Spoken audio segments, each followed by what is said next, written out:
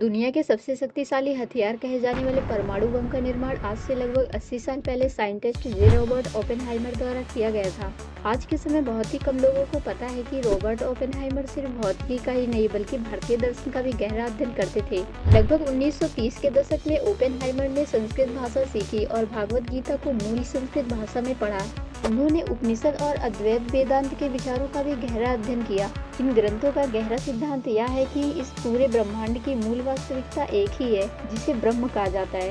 यही विचार अद्वैत वेदांत का आधार है। यह विचार ओपेनहाइमर को इसलिए आकर्षित करता था क्योंकि भौतिकी भी ब्रह्मांड के एक मूल नियम को खोजने की कोशिश करती है। इससे उनकी दार्शनिक सोच और ज्यादा गहरी हो गई।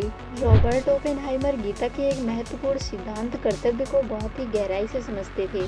गीता कहती है कि हर मनुष्य को अपने कर्तव्य का पालन करना चाहिए, बिना फल की चिंता किए हुए।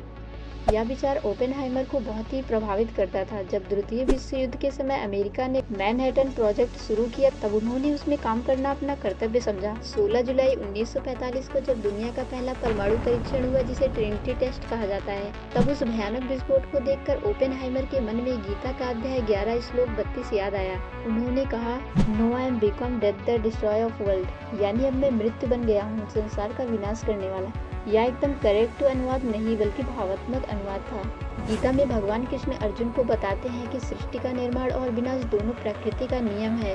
समय के साथ हर चीज समाप्त होती है, अर्जुन सिर्फ एक माध्यम है। इस प्रकार एक महान वैज्ञानिक का जीवन केवल विज्ञान से ही नहीं बल्कि गीता, उपनिषद और अद्वैत दर्शन के विचारों से भी काफी ज्यादा प्रभावित था।